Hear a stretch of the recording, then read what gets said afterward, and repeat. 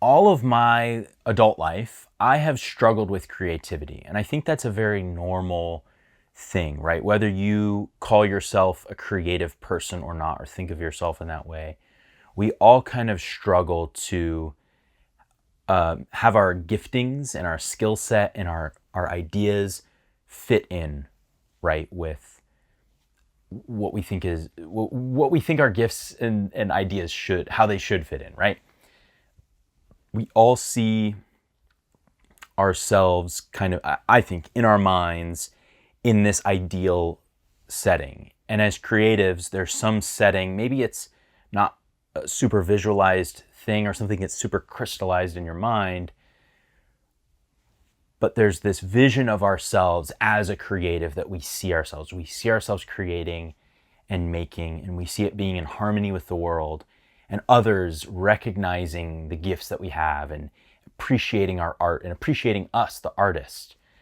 But I think it's pretty common to feel discouraged and afraid and confused of our gifts and our ability to create, and that unique perspective that we have of things and of the world as creatives. I know for me, all through my 20s, I've struggled with like honing in specific gifts. And back it up a little bit, I guess, as a kid and going through high school, I was like, okay, what am I going to do with my life, right? We all think of that, right? And I knew pretty early on in high school that I loved video and filming with a camera. And that was something I really enjoyed. And so I pursued that as a hobby. And I have videos here on this YouTube channel that you can go watch that are me from high school, right? And that was a huge passion of mine. And I loved it. And then I developed the skill for editing and actually just really enjoyed just sitting down for hours and editing. And I realized, oh, this matches well with my personality. This gives me an outlet. There's this really unique creativity in editing that I just loved. And so as I graduated high school and I went on to film school, even choosing between those two things of filming and editing, like if I had to pick one, I couldn't have. So I had both of those things. But leaving high school, I felt like you have to pick your thing. It's kind of like in the Divergent series, right? If you've read the books or seen the movies, right? It's like, hey, pick your faction, pick your what's your job that you're gonna have for the rest of your life.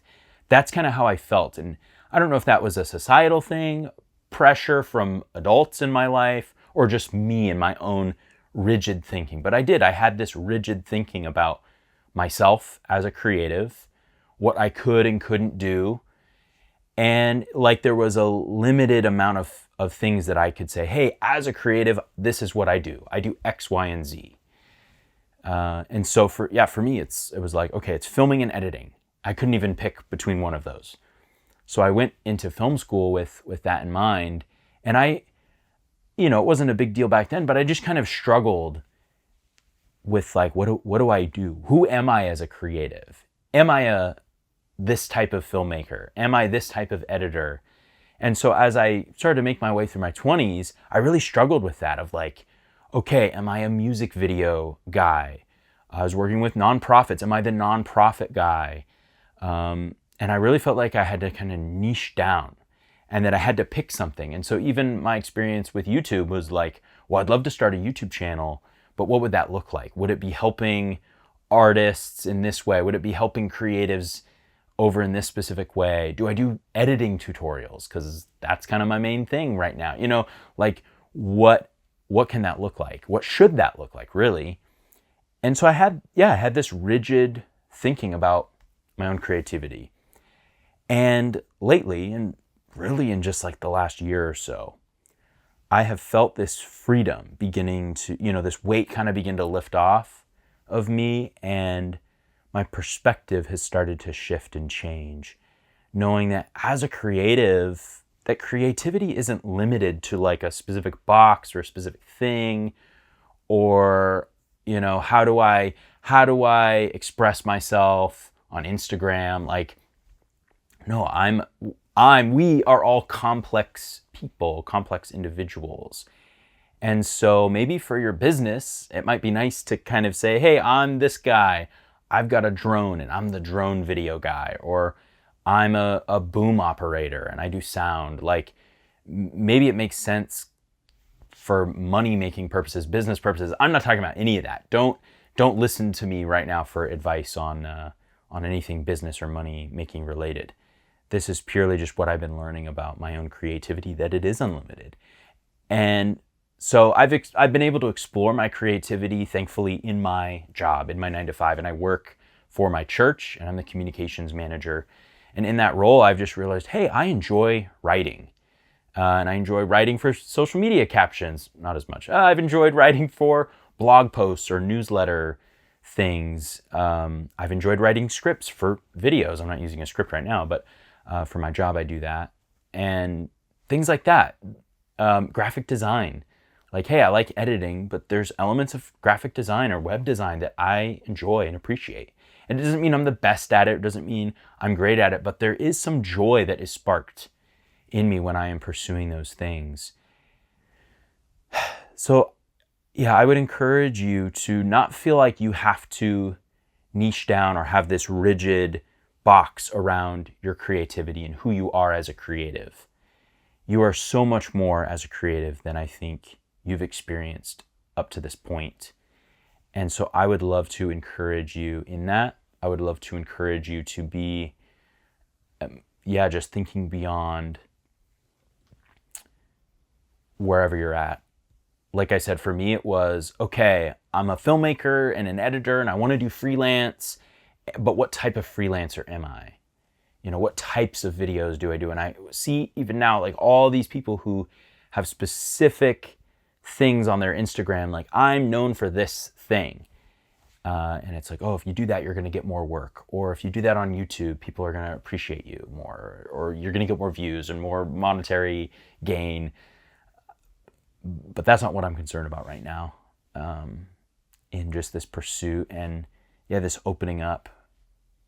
And I found a lot of freedom in that idea that I don't have to pick a lane. I don't have to just settle on one thing, and that my goals, whether they're a year-long goal or longer, or even a short-term goal, as a creative and as someone who's been given my creativity by the creator of the universe, I just have unlimited creativity at my disposal.